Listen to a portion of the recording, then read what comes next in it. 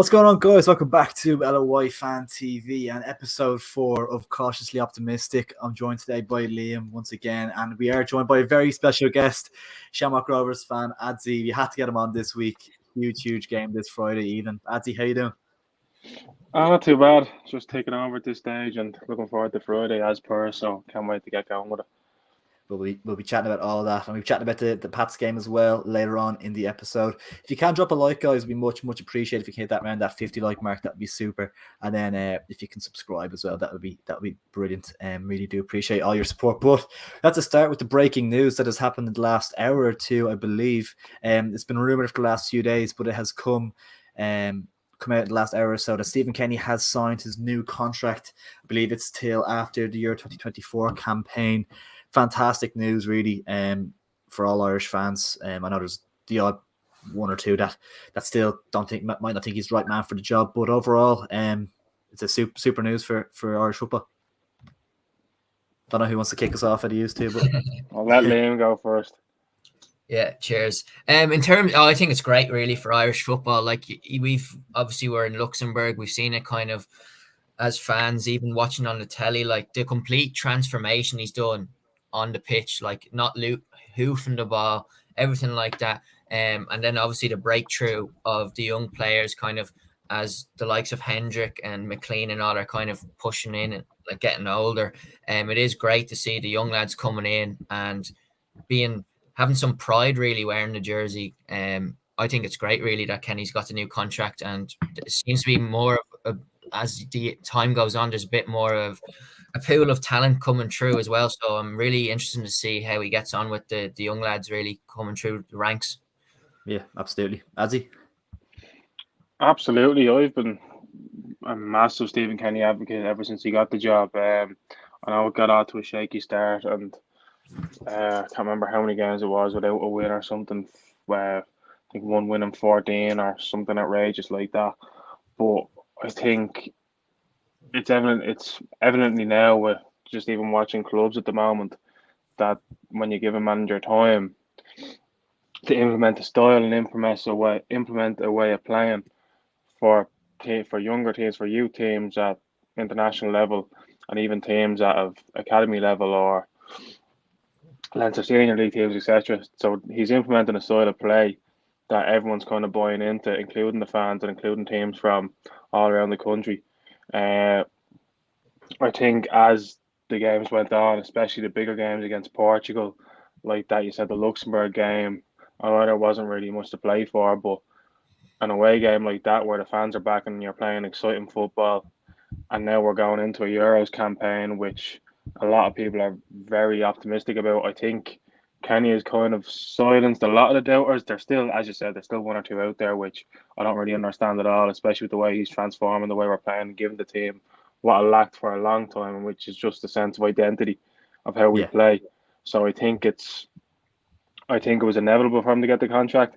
I think it should have been done sooner rather than later, but personally, I'm delighted with it, and I'm looking forward to the campaign. Yeah. Part of me thinks, like, could they have made a bigger statement about, like, they're backing him and made it even longer? Like, it's only I think a 2-year deal. Like, could they have made it like a 5-year deal, proper, like, back the project and make it come out like a proper clear intention that this is our man, we want to stand by him. I don't know. Maybe I think like 2 years is a little bit short in my book, but I don't know what you think. I don't see why not. I think like that a 3 to 5 year deal wouldn't be too bad. Like that, we were in an awful state before Kenny came in. Not only with the actual national team, but the whole FAI, and it's well documented. It was an absolute tatters before Kenny got involved. But yeah, I don't see why they wouldn't give him a longer contract. I can see what's important to me is you're seeing every player buy into it, even the likes of your Shane Duffy, your Seamus Coleman, your James McLean, who you can nearly argue with the exception of Duffy. McLean and Coleman, they're in the twilight of their career. They're past their prime. They're not going to get any better. But the fact they've stuck with the project and wanted to see young players come through, and they're easing them in and they're preparing for the next stage of Irish football, you can see there's clearly a backing from those experienced players as well as the young players backing it as well. Yeah, 100%. No, I think overall, I think it's super news, and it's great to kind of have it finally done, because it was lingering there for a while, and it's just that state of uncertainty, and it was a bit, because I don't think it was a financial issue at all. I think Kenny did say that it wasn't, the holdup wasn't like a financial thing, which is interesting. You wonder what it was, but I think overall, yeah, definitely a very, very positive day, and we've a lot to look forward to now this year and in the years to come, hopefully. So yeah, very, very positive news on that front. We'll jump into game week 4 straight away, lads. We'll look at the results from last weekend. We'll start off with Drogheda against UCD. Obviously, actually, Drogheda had a great initiative here that they actually let supporters in for free for this game, and I think it couldn't have picked a better game, to be fair, because it looked like this one mightn't have had the most goals. I don't think either side had scored going into this one. Was that right? Something like that, or maybe just one goal or something. Drogheda had one goal against us. That was it. But... Oh yes, against Rovers, isn't he? But like, didn't look like it was going to be a goal fest at all. But great to see, like, a packed stadium, lots of goals going in, a good treat for the fans. Yeah, no, it was one of them. It was a weird one. Obviously, Drogheda hadn't got off to the best of starts in the league. I obviously saw them against Shells. I felt they were very unlucky. A few mistakes kind of knocked them back, and they conceded. As great kind of initiative from Drogheda, and the chairman picked an absolute cracker really to get a load of new. I'd say there's a few new fans really who went to the game, given it was free. So yeah, obviously, if you're going to the game like that and there's 6 goals, you'd like to think they'll be going back to Drogheda to watch more football and kind of get more involved at League of Ireland. So from that point of view, it's great for the league overall. Drogheda, it's good to see them kind of find their feet now finally. And UCD, was it Liam Kerrigan scored an absolute cracker in this game? Great. There's a few crackers. Gary Deegan opened the scoring with a cracker. Chris Lyons off his left foot, an unbelievable goal into the top corner, and Liam Kerrigan as well. A bit of a consolation goal at the end, but lovely volley over the keeper. So yeah, a couple of really, really nice goals for some new fans, hopefully, to have seen as well. Yeah, definitely. Adzi, both of these sides have come up against Rovers so far this season, and these are two sides that you expect to be maybe down the bottom of the table come the end of the year. How would you assess, from what you've seen, their survival chances? Well, starting off with UCD, I think, with all due respect, UCD is not necessarily a write-off, but they're always going to be struggling whenever they get to the top division, because they've good young players. I think, I'd love to know what their average age is. I say the average age of the squad is about 19. And so on. Yeah, but it's UCD. They're gonna play good football. They're a bit naive, I'd say, as well, due to them being so young. So they're not really gonna be defending that well and so on. With all due respect, I know a few of the lads in the team and stuff like that, but I think they'll be doing well to hold on to players as well. The likes of Colin Whelan and Kerrigan. I know their degrees are finished in July or something, and once that happens, I don't think clubs will hesitate and try and get in the two of them particularly, and as well as the other players. There's a few other good players in that team. I can't remember the centre half's name, but one of them is very good.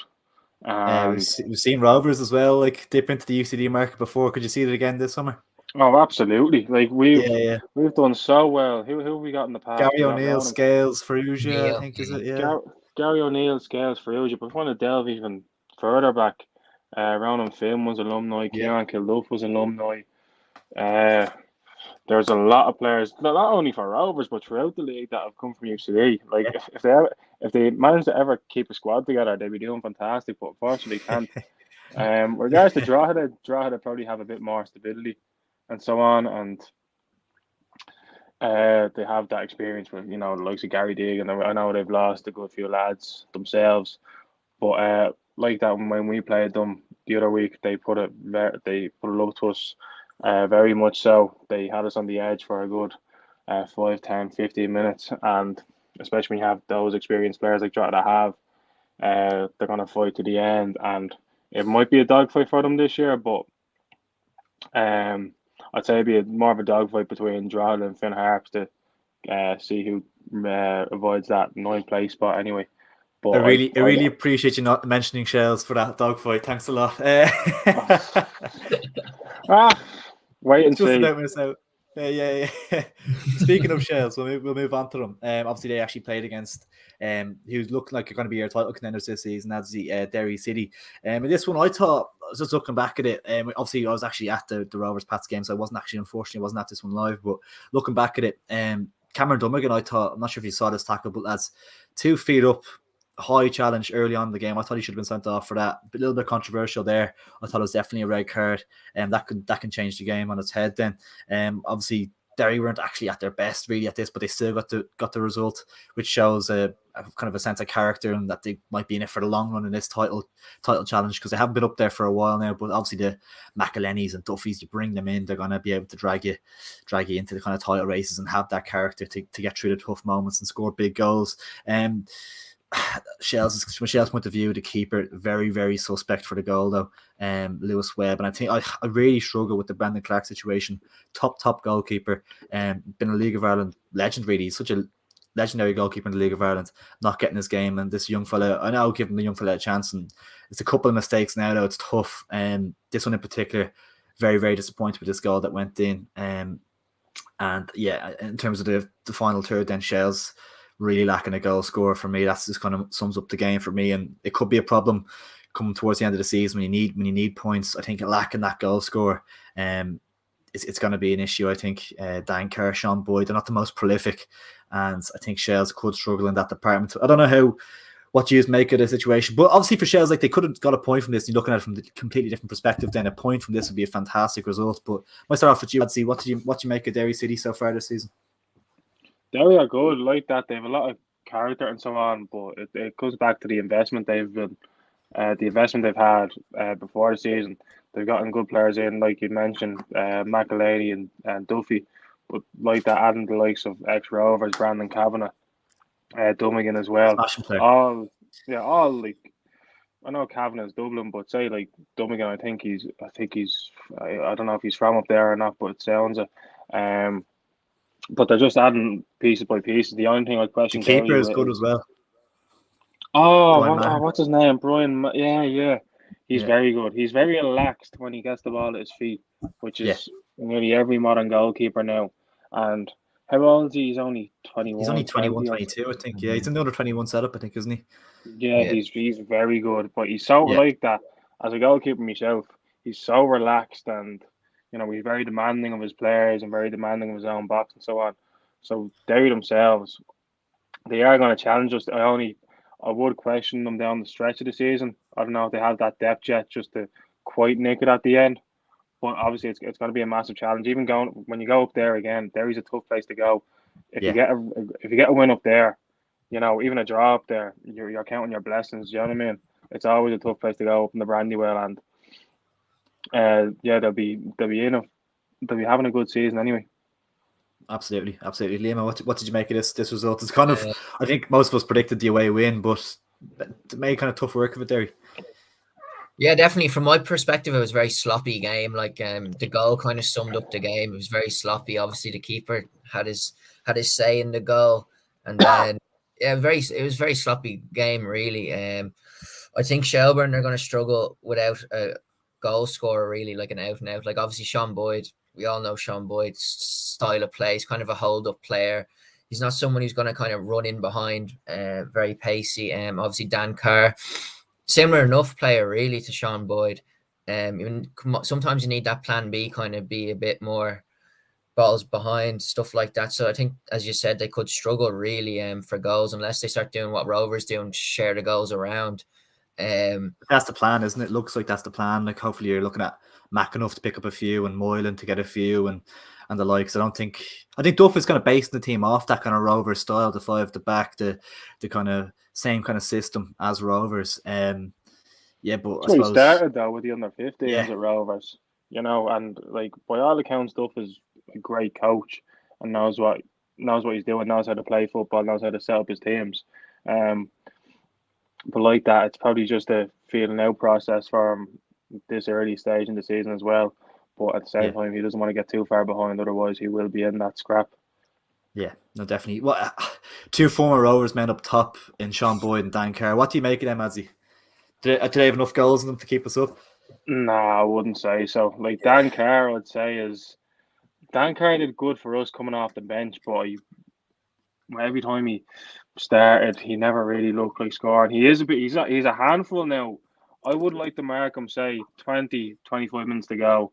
Someone's after running you ragged, and you bring him on. Who, in fairness to him, he's quick, he's athletic, he'll jump high, he's strong. I think he'd be better off suited for that sort of role. Sean Boyd, his time at Rovers, he had a few goals against Bows and so on, and he was good with the ball at his feet, but he was riddled with injuries a lot of the time. He's like that, as you said, more of a holder player. Doesn't really do much running off the ball and so on. Now, obviously, Duff he signed him for a reason as well, so I don't know how Duff is going to set up with that. If he's just going to play him up top and just by himself and have players run around him at the same time. But Sean, I don't think Sean does have the talent. I know he scored a quality goal for Finn Harps there last season. I think was it in the cup or something against Dundalk? The ball played over the top and he just took this unbelievable touch and slotted it in the back of net. So he has the ability to finish. It's just a consistency, isn't it? Yeah. Yeah. The question is, not his desire or anything, but more so his work ethic. Yeah. I think that's getting that consistency in front of goal and putting that run of goals together. Then you never know his confidence could go to the roof then, and then he puts a really good season. It's just confidence, you know what I mean? Yeah. That's confidence. You just need it with a young player like that. He's not like that. He's only our age. He's only 23, 24. And it feels like he's been around the league for years. Yeah, it does, 6 years he's been around the league, 100%. Yeah. No, definitely want to keep an eye on this season, and I think Shells, that's one area of the pitch where maybe they might be lacking, but hopefully for my sake they do have enough to keep out of that fight down the bottom of the table. We'll move on to the game that the three of us were actually at, and we did a fan cam and reaction to this game as well, actually at the end of the match. So if you haven't seen that, go check it out. It's up on the channel, and a couple of good interviews after the game. But St. Pat's did emerge victorious from Richmond Park, a 1-0 win over Shamrock Rovers. And to be fair, Stephen Bradley was talking to Socko on the channel after the match, and he said he was very, very impressed with the performance. The first half, you can definitely see where he's coming from. Definitely decided on top, created a couple of good chances. Most notably, Ronan Finn got in down the right-hand side, a great save from the keeper. But it was a lovely, lovely move from Shamrock Rovers. Nice 1-2. Quick kind of tick-attack of play, and Ronan Finn was in behind. And then I think it was a great ball in from Jack Byrne and behind to Danny Mandrew. We put it just wide, and I think a few Rovers fans actually celebrated. They thought it was in. Got a few cheers in the Pats end. But second half, Pats grew into it a little bit more, and a Dara Burns corner was headed home by Chris Forrester, and that sealed the 3 points. In the second half, I think Gaffney had a chance as well, but apart from that, didn't create too much. Adsy, is that a little bit disappointing in the second half, or were you happy enough with the overall display?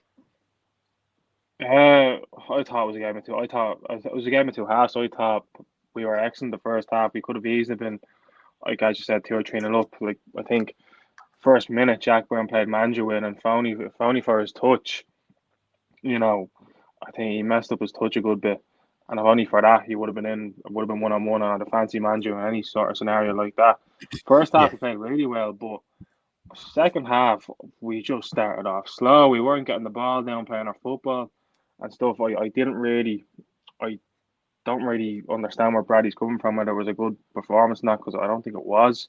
I thought there was patches when he brought Burke on for Mandrew. Like you can see the quality Burke has. He was dribbling through players and so on. So in that regard, it was good. He was probably our best player in the second half. But I thought Pats were excellent. They pressed us high, and especially in that second half, I think they kind of, which was unusual for our Rovers team recently, they kind of wore on us, and like they got what they deserved. They put us under high pressure, like that. The quality Chris Forrester and Dara Burns have for Pats as well.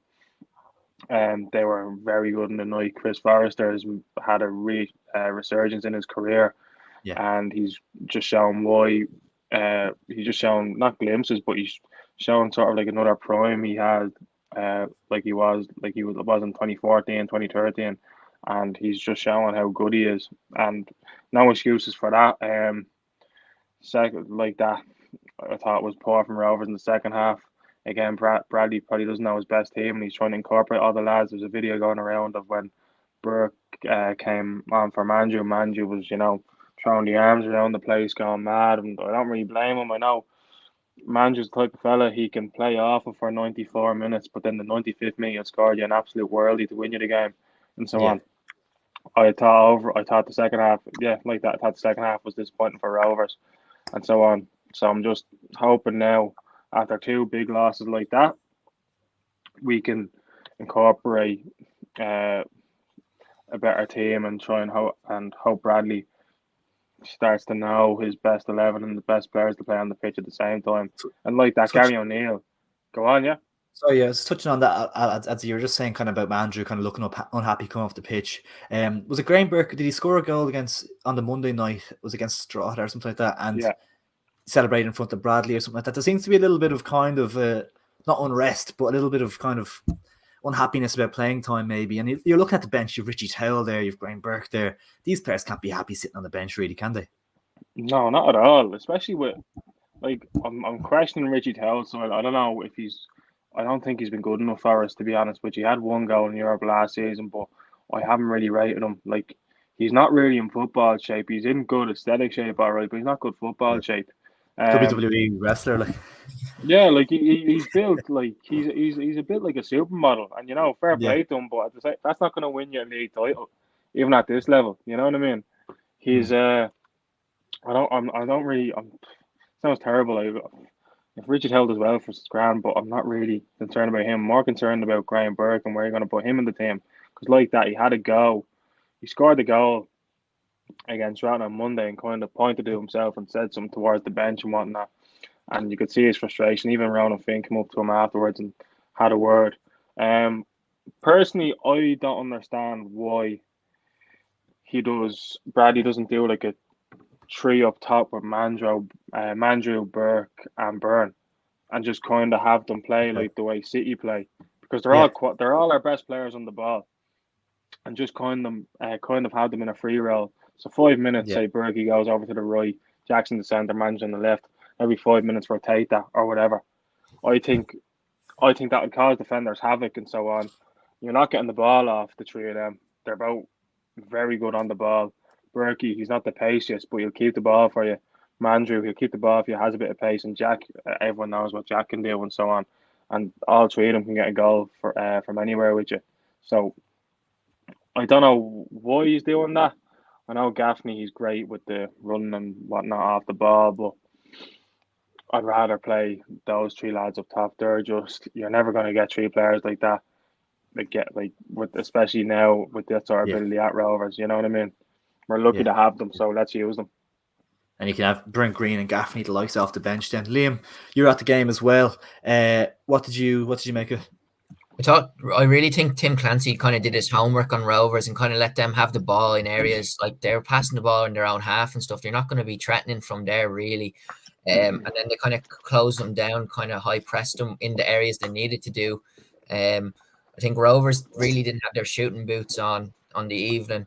As he said, it was really a game of two halves. Rovers really should have scored in the first half, and then Pats were just by far the better team in the second half. What surprised me, obviously, we've talked so much about the squad depth.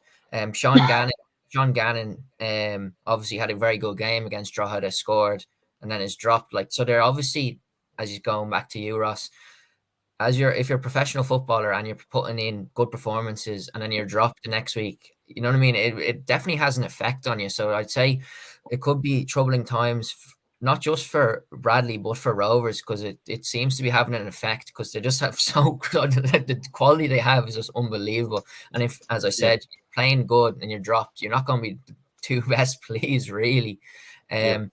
So it's definitely a headache for Bradley, and hopefully he can sort it out, or else I think Derry are going to run away with it. It's like they're kind of polar opposites, nearly, Derry and Shamrock Rovers. Derry kind of have that kind of unit of 13, 14 players, not too many, not as we kind of touched on earlier, not as much strength and depth really as Rovers, but that's nearly a good thing in a way in terms of kind of keeping everyone happy, everyone's getting game time. But then if injuries start piling up, then it becomes an issue, whereas Rovers nearly have too many good players and they can't fit them all on the pitch. But injuries is less of a concern, and you can focus on cups and in Europe and stuff as well. It won't be a big problem. You can rotate the squad well, but looking at Mandra, looking at Burke, it is definitely an area of concern. We'll touch more back on this later on when we're discussing the derby, lads. And we'll jump on into the Finn Harps Bohemians game. This one ended 1-1. Yeah, Bows would be disappointed to have conceded the equaliser here. They went 1-0 up, and they were definitely on top in the game. They were in control, and Promise Omashare, who was the man of the match, like the man in the match, he was made the headlines for a lot of different reasons. This one, but it was poor defending really. But Promise did open the scoring, and then Ryan Connolly did really, really well for Finn Harps to equalise, but it was poor from Bows' point of view defensively for that one. Promise hit the crossbar after that, another big chance for him as well, and then he was sent off, and I thought there's a really, really harsh sending off. Not sure if you saw that. Yeah, I thought it was very harsh. Yeah, I feel I don't really feel bad for him. He's a Bows player, but look, it's terrible. He's missing the derby as well. It was a terrible sending off. Just the coming together, like, you know, there was no malicious intent in it at all. And, you know, it wasn't even a yellow card. Like, he's not going out to do your man or anything. It wasn't a hard challenge. Oh, he's on him, right? Yeah, I don't know. Well, like that, I think the standard of officiating in the league really isn't great either. It's quite poor. Like, so I'm not really surprised with how that turns out. You can get a red card, a yellow card for anything at this stage and get away with murder in the league. So that's my opinion on that anyway. Liam, is this a point gained or 2 points dropped for Bows?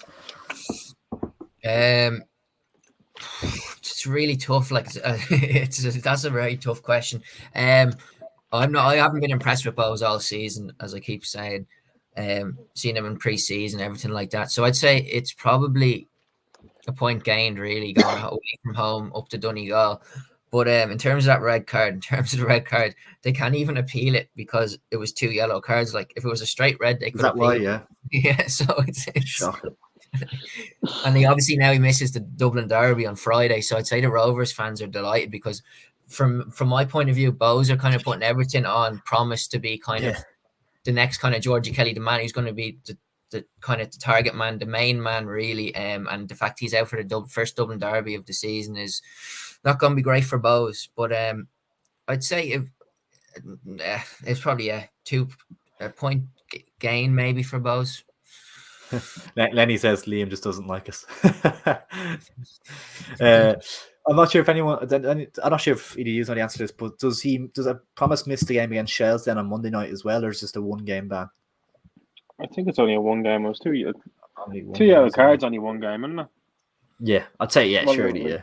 The rules are so musty anyway. You don't know how many games are suspended for. So, but you'd imagine Ryan Cassidy comes into the side anyway, gets his opportunity against Shamrock Rovers. The final game of game week 4, lads.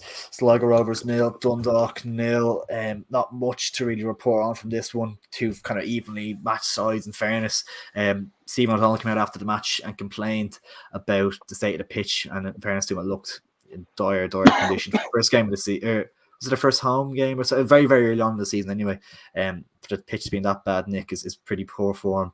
Do you see kind of both of these sides kind of have started the season quite well? Would you consider either of them kind of title contenders, or are they just a little bit off maybe Derry and Rovers? So they kind of in battle for 3rd and 4th and 5th? I think they're just, both teams are kind of in a rebuilding process. I think they'd be happy with themselves if they finish in either of those positions. I wouldn't say they would really be going for the title. I know Dundalk, they've had a completely different rebranding and so on.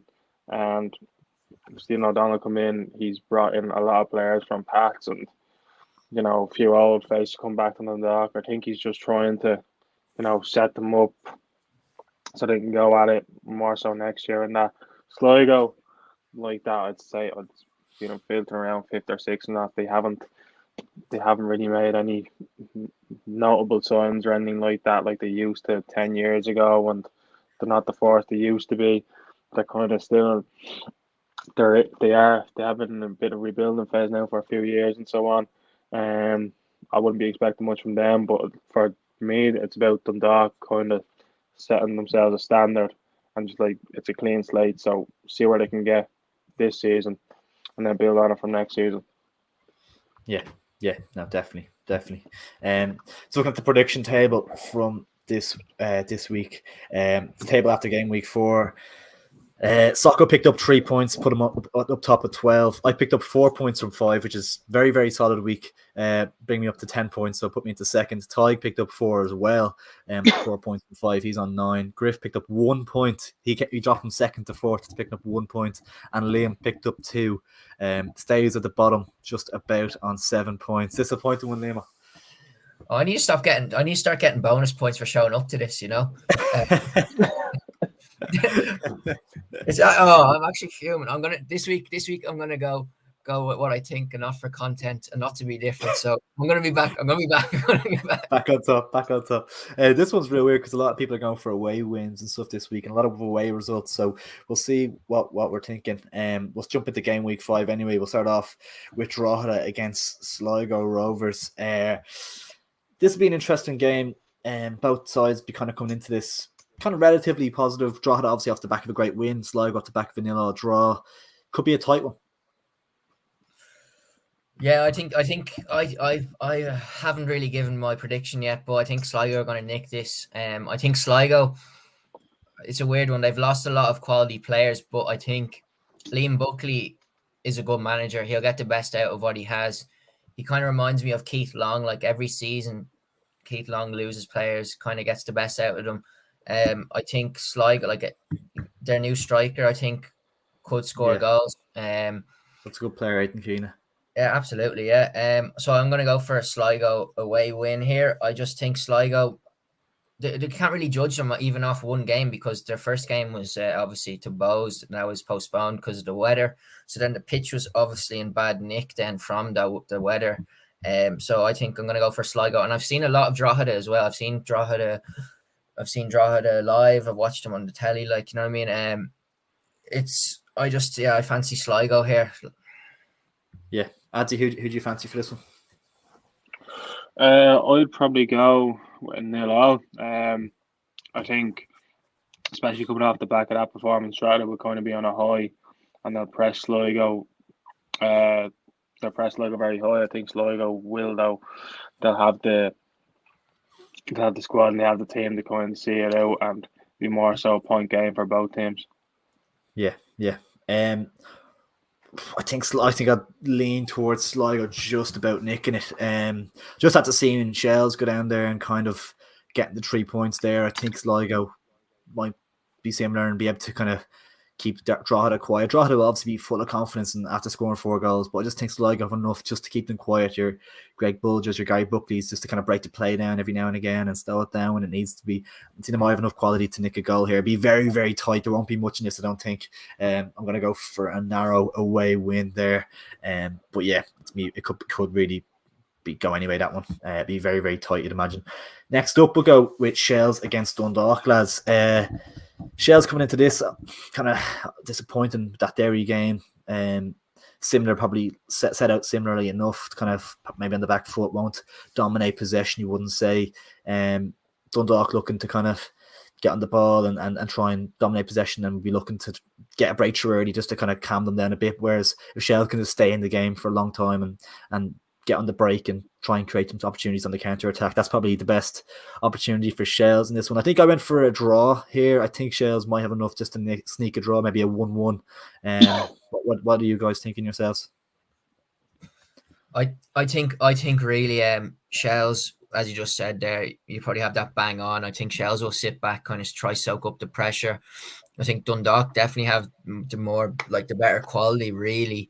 Obviously with Stephen Bradley, I think hitting form as well. He's been a great signing for Dundalk. I can see an away win here personally. Yeah. I'll go for the same. I'll see an away win for Dundalk like that. Stephen Bradley has been scoring a few goals and so on, and like that, they seem to be doing better than they were last season. Like that again, I don't think Duff knows his best team, so it's still a bit of an experimenting process. Same with Dundalk, in fairness, but Dundalk have that edge them in terms of quality and so on. So I'll give it a 1-0 to Dundalk. Yeah, Fair. If maybe I'm looking at it through a slightly biased prism. Someone That's said allowed. 2-1 Shells will bounce back, and I fully agree. Next up, I'd imagine we're all going to have a similar enough answer for this one. UCD play host to Derry City at the Bowl. UCD, in fairness to them, looking at the positives from their point of view, both home games, they haven't conceded a goal yet this season from 2, both against Finn Harps and Shelburne. But obviously Derry City offer a completely different prospect and will be able to find the breakthrough, you'll imagine. I presume it's a away win all round. Yeah, you can't even argue with you there. They have to be in a way. Well, it's got to be the type of the game. It'll be the type of game UCD will just score, and that'll be it. They're gonna get wins against the top teams. They'll get wins against the top teams this season in the bowl. They always have and always will. But hopefully that's the more important age of the end of the season for Rovers and stuff. So they'll do favours for Rovers and so on. But I'll go for 2-0 Derry. Is it? Yeah, you're kind of saying that. It makes sense because does it kind of play into their hands when a team comes out and has a go at them. Like obviously Finn Harps and Shells be kind of more defensive minded against UCD and keep things tight, whereas maybe a Derry will be going at UCD trying to get on the ball, be flying forward. Can UCD kind of get on the break and find more gaps for Kerrigan and Whelan and get in behind easier? An interesting case for that possibly. Oh, absolutely. Sure. When we played UCD first game of the season, Kerrigan was in twice against us. It was only for Alan Manus that we weren't 2-0 down. Like, they are a good team to watch. They're always going to be underdogs, and they're not afraid to get the ball out and play. But it's just an experience factor with them. I think they could get at Derry with a few chances, but they just need to be more clinical and so on. But that takes time and so on, especially with such a young team. Yeah, no, absolutely. I agree 100%. Moving on anyway to Finn Harps against St. Pat's. Obviously, Finn Harps displayed against Bows how difficult a place it is to go to, and it's always going to remain the same way. Pat's obviously off the back of a fantastic victory against Shamrock Rovers, but before that, a little bit of inconsistency. It's 2 wins, 2 losses this season. To be looking to continue, get a bit of form up and running, and continue a winning streak against Finn Harps here. It's a tough one. I don't know, lads. What are you thinking? Tough, isn't it? Yeah, this one's a tricky one. Like, I think I'm going to go for an away win here. I just fancy Pats obviously beating Rovers. They'll be delighted with themselves and raring to go, kind of keep the form going. So I fancy a Pats win, obviously with Forrester and Burns and even Tunde. Really, Tunde's going back. You know what I mean? So he's a point to prove. Really, I'm going to go for a Pats win. Yeah, away win, maybe 2-1 or something like that. Yeah, fair. I'll agree with that. A 2-1 Pats win like that. As you said before, Finn Harps no easy place to go up to, but Pats be flying after that result against us. Like that, Chrissy Forrester's in the form of his life again, Dara Burns, and so on, playing well. So I'll go with a 2-1 Pats win. What did you think of Dara Burns against yourselves, Adzi? I thought he was a little bit wasteful at times. Like, he obviously got the assist for the goal, but at times cutting in, a little bit predictable at times maybe, and the odd shot across. But yeah, a little bit overhit at times. I know he's a smashing player, don't get me wrong. But I'm just saying, just in that particular game, I thought a little bit wasteful at times, and maybe it's a strange take, but I just thought it he was could be a bit bit of a pressure thing against Rovers and stuff as well. You know, he did. It was the same again in the President's Cup. He was played through and had an open goal and completely missed it, completely fluffed it. So I don't know if pressure gets to him or not, but you can see he does have the qualities against any other team and so on. And he showed a glimpse of quality there. But probably his decision making needs to get better. But that'll come with experience. He's like that. He's a young player again, and he has players with like that Forrester, Owen Doyle around them that are going to be like, look, they'll shoot him, and he'll be a smashing player for us in the future, I'd say. Absolutely, 100%. Only 19 still, like, as well. Like, he's a super prospect. I just thought in that one, at times maybe a little bit, just needs to work on that side of his game. That obviously comes with time, as you said. Lads, the one we've all been waiting for. The reason we're all here doesn't get much better than this. Sold out Tallaght Stadium. In fairness, this is the quickest I ever remember it selling out, because usually you can still get tickets up nearly up until the day of in Tallaght, because it's obviously 8,000 seater, but it sold out. I think it was Monday. South Stand sold out a week and a half, 2 weeks ago. Wow. so on, and it's the quickest I remember ever being sold out. All these games are always going to be close, but it's the closest game. It's the earliest I've seen a game like this sold out. So great to see from a neutral point of view for the league, and hopefully there's a lot of new fans coming in as well from both the Rovers and Bows end of it as well. So it's great for the league. It's absolutely fantastic. I forgot the prediction table still up on the screen there. Sorry.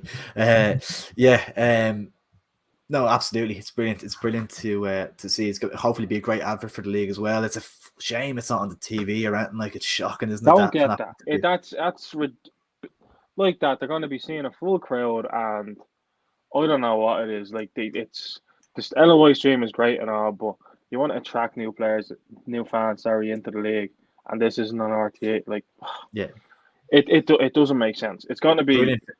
Regardless of the game, it's going to be an occasion. Yeah, always is. I know it's it can get a bit vulgar and stuff at times, the fans and the abuse. But that's what it's all about. It's Derby Day, like, you know what I mean? It's Derby Day. It's all about, like, they should just accept it, and you'll see fans coming in here and be like, you get a buzz off it. You know what I mean? I've said this plenty of times before on here, and even to me mates, and it's just buzz. Like, even my ma's coming to it. That's how buzzed it's going to be. Like, do you know what I mean? So, like, it's great. So I don't get why they're not showing it. So, look, hopefully, if we'll enjoy it since we're there, I can't complain. So, LOI TV will make loads. They will, but the fact you can't even get a season pass is scandalous, isn't it? I don't get that. £7 a match, like. Obviously, I think outrageous. Carry on. No, sorry, Adzi. Just in terms of LOI TV, like, the clubs still have to produce that stream as well, so it has my mind boggled really as to why they can't do a season pass like they did last year. So it's actually ridiculous. It's such a scam, really, in my mind. But, if you want to watch 2 games, quality has improved. It has. Yeah, you still need the season pass just for anybody. If you're abroad or you want to watch your team away, you still need it. If you want to watch 2 games at once, you have to pay £14 like every week. Like, it's a absolute shambles. Like, it just didn't think it through at all. I don't think, and that's very, very disappointing. But we'll start discussing the match anyway. Obviously, Rovers 2 wins, 2 losses this season off the back of the Pats game, which was obviously a disappointing result, but not a terrible performance. To see Bradley changing it up at all in terms of team selection wise, or is he going to stick to something very similar? Maybe a couple of small little changes. The fan in me wants to, obviously change the team and whatnot, but at the same time, I understand it's a massive game. I know it's Bowes' Cup final and their biggest game of the season, but at the same time, you still need to be consistent. You can't be playing all sorts of players all over the pitch just for the sake of winning the derby. It's granted it could pay off, but you still need to have that sort of familiarity within the team and whatnot. I would like to see a few changes. I think Finn definitely needs to play. I know he's getting on now and so on, but he still works his socks off. Yeah. I need to see Gano come in instead of Sean Hoare. Sean Hoare has done all right, but I think Sean Gannon is just a much better defender, and his recovery pace is much more valued than, say, Sean Hoare's heading or whatever. I think Sean Hoare kind of panicked and so on. Now, he has improved since the middle of last season, but I'd rather Sean Gannon in the team. So if I'm to change anything, I'd put Gannon in instead of Hoare, and then have the 3 lads up front and just see what we can do. I know Andy Lyons will probably be able to. Yeah, I'll put Burke in, and if it's not going well like that, I think you can always take one of them off, like, after 70 minutes. Then you're bringing Rory Gaffney on or Aaron Green, who are just going to run you ragged. Who are going to exhaust you. Aaron Green loves the derby, doesn't he? Yeah, that's his game. Like Greener, he can frustrate you so much at times, but he does buy into that. He does rise to the occasion, especially for those games. He loves, the bit of a wind up and whatnot. And I saw a video there earlier on there of him when we beat Bowes in the cup semi-final. It's a bit of a goes around, comes around moment. He gets the corner flag like Wardy did 2 years beforehand and puts the jersey on. So he loves that sort of thing, and he loves a bit of a back and forth with the fans. That's his game, and he probably thrives in those situations. He loves to get people on a wind up. So it's bringing him on. You'd be causing havoc. So Yeah. I don't know. It'd be interesting to see what team Bradley picks. Yeah. Liam, obviously kind of form completely goes out the window here. It's obviously the old cliche, but it does. It's just the truth in the Dublin Derby. Like it's the most impossible game to predict ever. How do you even go about trying to kind of analyze who comes out on top here? Oh, this is probably the hardest game to predict of like the season, really. Especially this derby, because we've seen so much over the years, like one team be coming in form and the other team will nick it. Like, you know what I mean? It's vice versa every year, it seems to be. It just really, it depends. Like, I honestly don't. I predicted a draw here. I'm not sure. Obviously, we saw Rovers last week. At Richmond, and I think they, as he was saying, I'd love to see Burke up front. I think Burke has a lot. Like, he's different ways to play into him. He can run past. He can hold the ball up. He is a very good player, Burke, and I think he deserves the minutes. Really to show what he can do. But then again, if you were to say, I think Mandrew and Byrne are very similar in the roles, and that could be kind of devaluing the team. Then again, it's as you said, form goes out the window. It's very hard to predict. I think it's going to be a draw here personally, but it'll be an interesting one to see. It'll be a great game to watch. Any LOI fans or even neutral fans, this will be the game to kind of tune in and try enjoy the league really and find out more about it. Yeah. Adzi, is there a case at all for taking Andy Lyons out and kind of protecting him from the derby in the first one back, or is it just a case of throwing him in there? I throw him in there. I don't think, compare him to Mandrew. I don't think he gets wound up as much as Mandrew does in these situations. I throw him in there personally because it might take a bit of the pressure off Mandrew as well. And it'll be more focused onto Lyons because it's the most recent transfer between the two clubs. But I don't think it'll faze Andy Lyons at all. He loves this occasion, playing for Bows and so on. Sure, when they beat us in the cup last year, he's there going around Fisborough in his convertible, whatnot, just doing laps of it. I think he loves this sort of occasion. Granted, that's a Bows point of view, but now he's getting up from the Rovers point of view. I'd play him absolutely. I think he's done really well for us. I think he's good on the ball. I know he'd probably be stuck on the left side, which do you like Bradley's that? We don't have anyone else, so we don't. Sean Cavan and Frugia both injured, aren't they? Yeah, they're both back in training, so we don't have anyone. It's ironic. We have someone else for every other position other than left wing back, and you do need that. Harry Cotter, maybe. Cotter, I don't know. He was good when he came in for a few games last season, but he hasn't been the best. He's not the best on the ball. He's more of an athlete himself. Lyons pretty better defender as well, is he? Up against Florida, whatever. Yeah, better defender. He's better on the ball. He can pass the ball. He's your how would you say? He's your modern defender as well. He's not afraid to play the ball around and so on. I'd play him. I think he'll get stuck in, and even if he's on that Bows side, I think his girlfriend still plays for Bows, so that's nothing's gonna phase him. Do you know what I mean? So he'll just see it as a laugh, I think, and you're seeing all these tweets about Bows fans saying, "Oh, we're gonna bring a toxic atmosphere." It's like, you're not. You're quiet in the cup final. You aren't gonna bring that in. You know what I mean? I wouldn't mind. I'm in a school and I teach some of these lads, and they're gonna see nothing's gonna happen on the weekend. I love that. Brilliant. We did a Bows fan. We did a Bows fan on this as well. As for Liam, he brought that bleeding Bob Marley jersey. He did buy the Bob Marley jersey. He did indeed. He did.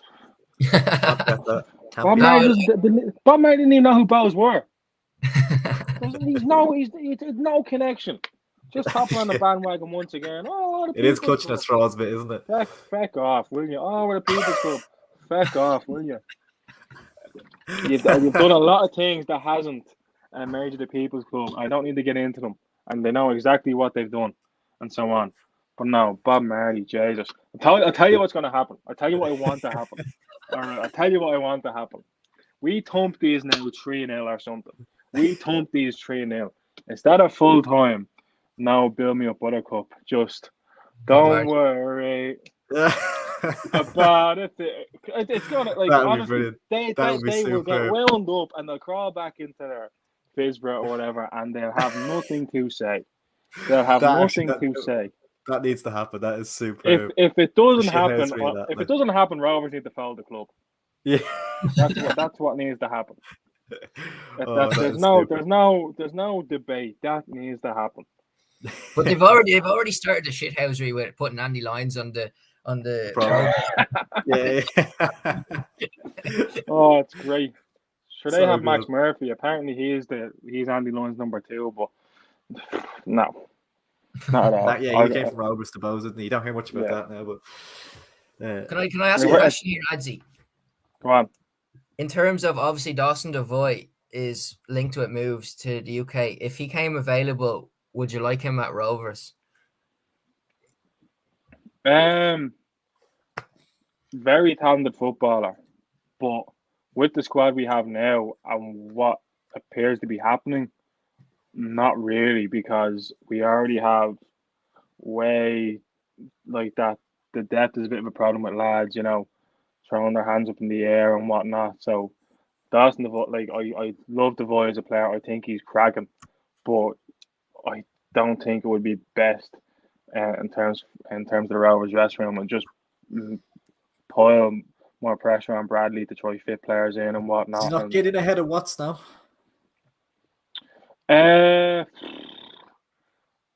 Personally, no. I think Dylan Watts is, especially last season, he had the highest assist in the league last year. He's a good ball carrier. He's good at set piece, and now Jack kind of takes that away from him and whatnot. But I think Watts is slowly becoming a bit of a revelation, replacing what Mccann brought and so on. Yeah. Grant, like, fair enough. If Watts moved on or whatnot, then happily Dawson Devoy comes in. But I can't. Oh no, they can tell all he wants, but no, Dylan Watts is a league winner. Dawson Devoy bottled the cup final. So he is. That's the fact. Watts has won more, and he's been quality for us like that. He led the league in assists last year and so on, and you can't argue with that. And he's made a difference when he's come into the team this year, and so on. And it's blatantly. So is your prediction for the game 3-0, Ladsy, or what are you actually thinking scoreline was? What am I actually thinking is different. I'll go for 1-0 Rovers. It's never very rare there's like 2 goals in between a win and so on. So it's always going to be tight. I'll go Rovers with 1 goal, but I'll go 1-0 Rovers. Yeah, I'm exactly the same. I think it'll be the same, but as we say, you just never know in the Dublin derby. Bo's going to lose to Rovers and Shales. That'd be a dream. If we bang them on the Monday as well, that'd be a dream. I have to say, for some weekend. Stop. There's a few Shales fans in the Skills as well, so that they're only getting a bit of help off me if they beat Bo's on Monday too. So. We'll move on to the final segment of the show, lads. Our Irish Players Abroad segment, weekly segment in the show. Just starting off with Jim Crawford. I think he was on a podcast this week and he provided some updates. Charlie Mccann has declared for Northern Ireland. FAI have concluded that Taylor Gardner Hickman does not qualify for Ireland. Mipa Odubeko, who there was some there was some uncertainty around his future. He's ready to feature for Ireland under 21, so he's fully committed to the cause now. St. Pat's winger Dara Burns now is more or less also available to Jim Crawford. I think there's 1 or 2 issues to iron out still, but is an option moving forward. Is Dara Burns somebody that you can see going on to reach the international stage and playing for the full Irish team in the future? Go ahead, Liam. I haven't spoken in a while, so. He has a lot. He's very he needs to kind of learn his game and kind of improve as we saw him on Friday. He was very predictable, but he was still turning Grace inside out. But like, he was just doing the same thing over and over and over again. So he does have a lot to kind of add to his game. He's still only 19, as you said. I think another year and maybe a year and a half kind of at Pats, so he can improve. And then he can maybe look at going abroad would probably be the best thing for him. Because he does, like, that goal on the opening day against Shells is an absolute peach. Like, it was an cracker, like, you know what I mean? But since then he's kind of been in and out of form, but you're allowed that kind of in and out when you're young. You're not kind of expected to be performing week in, week out. I think he was dropped against those as well, actually, or I might have been rested, I'm not sure. Yeah, he was dropped. But like, in terms of he has some ceiling really to how far he can go as a player.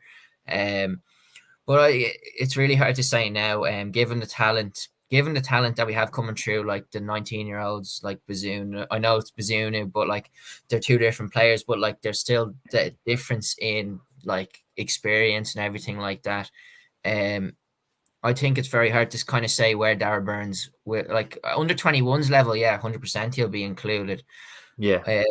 From then on, though, geez, it could be a lottery, really.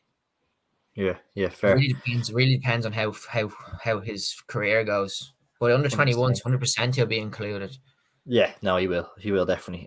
You'd be interested to see how his career shapes in the next year or two. We'll move on to Troy Parrott, lads. He's been working kind of tirelessly the last year. He's kind of gone under the radar a little bit, which could have actually been the ideal thing for him, because he was so kind of at the front of everyone's mind there when he was 17, 18, and kind of 19, 20 now, and he's kind of just going about his business quietly enough, for playing week in, week out for League One's MK Dons in League One, who are looking for promotion this season, looking very, very good for promotion. I think they're third currently, but chasing down the automatic spots. And he's been playing very, very well, and he's been working really hard. He's kind of been playing in a wide role, but he hasn't been scoring goals. That changed last night. He scored a brace as MK Dons continued their good form, and the manager came out and said he's worked so hard for the team recently, and it's a credit to himself getting the goals tonight. So I think for Troy Parrott, there's no question his ability, and I think it's good to see him getting that run of games, and I think it's actually a really positive thing for his development that he's working really hard, and he's trying to get the head down. There's not as much pressure on him maybe at the moment as there was previously.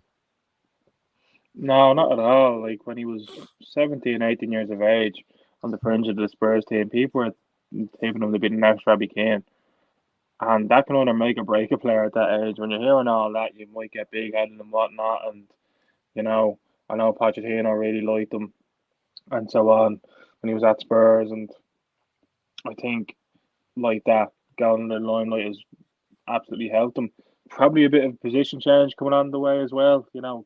Instead of being that out-and-out centre forward, he might be a left winger coming in on the left or right, whatever, and he'll just improve his game. No doubt he has a goal scoring ability. So I think playing out wide will only improve him even more so than he would have if he was still a striker. So yeah, I think he's still only 21 or so, and he has more than enough potential to eventually go on and do big things. Not necessarily maybe in the Premier League, but certainly for the Irish team anyway. 100%. A young player who's really kicking on now and has been left out of a lot of squads recently, but starting to put a good run of games together and starting to bang them in now, is Michael Obafemi. He scored 2 at the weekend. He set up another, got into the championship team of the week. Swansea's number 9, leading the line for them. The main man there, obviously Southampton, he was kind of in and out of the side a bit and wasn't getting his game really, but he seems to kind of sort his attitude out and becoming Swansea's main man. And I think he has a lot of potential. He looks so quick. He's a good finisher. He's so much ability. And I think he's a shoe-in really now in the form he's in into the next Irish squad. I think it's announced soon. Is that a loan with Swansea, is it? Sorry. No, it's a permanent move. That's a permanent move.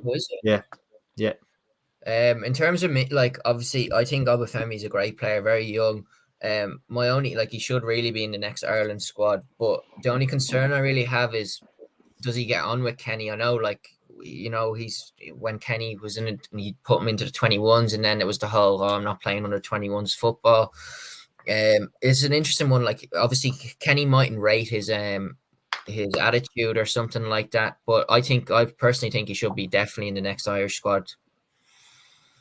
Addy, would you agree?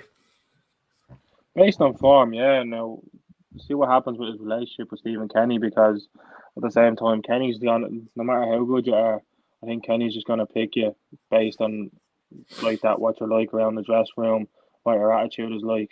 So unless they can iron that out, then there's no question he's in the next Ireland squad. Like Yeah. that, no doubt in his ability. He's quick, he's a good finisher, he can set up play and whatnot. But again, they need to iron out whatever issue they have, because clearly there's an issue. Sure, I think Obafemi was tweeting and putting stuff in his stories like Yeah.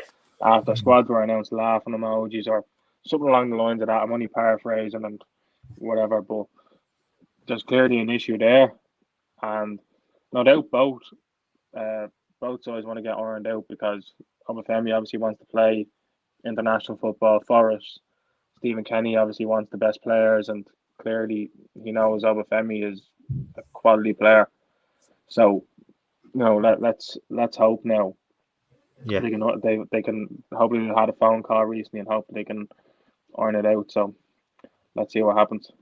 Especially with Adam Ida actually out injured at the moment, it's a great opportunity for him to get into the squad and actually maybe even start a few games for us as well. So, it could be a huge opportunity for him if he makes it There's into the so many squad. young players coming through.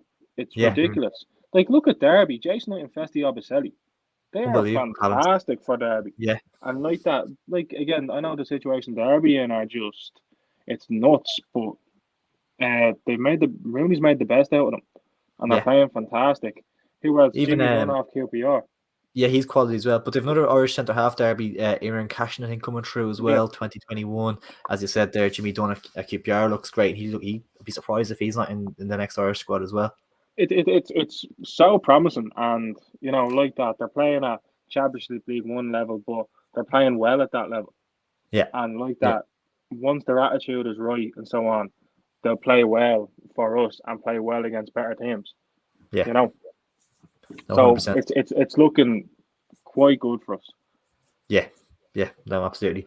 We'll finish off then with Matt Doherty. Liam, this is probably one that you won't be overly fond of talking about, but I think it was 2 assists in his last game.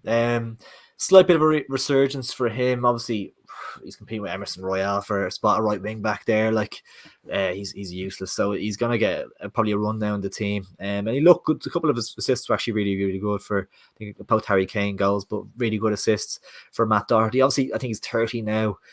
Do you start? I know he's in good form. Like, could be coming into good form, and he's still a great player for our squad and one of our more experienced players, and probably our player playing at the highest level at the moment as well. But is it a case of maybe looking towards maybe a Festi instead of a Matt Doherty, maybe moving forward? I really think, obviously, Matt Doherty's in very good form. I'm happy for his form. Obviously, if he can take that into Ireland, but other than that, I hope. I don't rate Spurs. Don't want to talk about Spurs, but I really do like. I think Matt Doherty could be very good, like mentor to Festi. You know what I mean? He could come into this Irish squad, kind of settle him in. Obviously, that's what Hendrick and the likes of in the Irish squad are there for at the moment, because Hendrick's actually in QPR now. Like, you know what I mean? So he's obviously there for the young lads. I'd like to think kind of mentored them in, showed them around, kind of. So yeah, I think Matt Doherty still has maybe 2 years, maybe international level. I'd like to think. He's very good. He's very versatile as well. He'll do a job wherever he's told to do a job. He won't really complain. It's just all about his form, really, for me. If he's playing well, I'd keep him in the squad definitely. He's definitely turned it around as well at Spurs.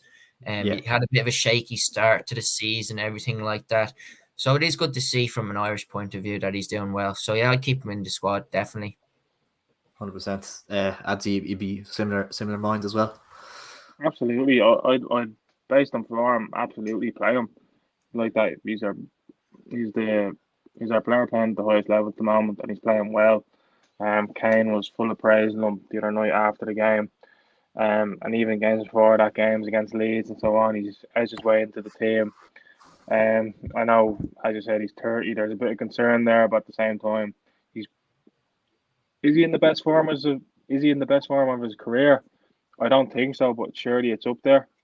Yeah. So At it's Wolves, just he's banging him in for a while, wasn't he? at I think that's Wolves, what he was incredible, you know. But I think now he's nearly matching that form he was at Wolves. But at the same time, when he was playing for us, he was kind of underutilized. I think playing him right wing or wherever where Mick McCarthy is playing him. But now I think Conte clearly has backed him and so on. Again, playing with good players at Spurs, and I think it's a no-brainer to put him in and keep him in the squad. And like that, as Liam said, be a mentor for the likes of your Festies and whatnot. But at the same time, he's still probably going to be starting, and especially with the form he's in at the moment. So I'd have him. He'd be one of the first names in the starting 11 for me, especially with the way we play. He suits it down to the ground. 100%. 100%. Well, lads, that was an absolute pleasure. Thanks a million for joining us, Liam and Nazi. Really, really appreciate that. That was great. No problem. Thanks for having me. Can we hit 50 likes? That would be much appreciated if you can, and if you can subscribe, that'd be fantastic as well.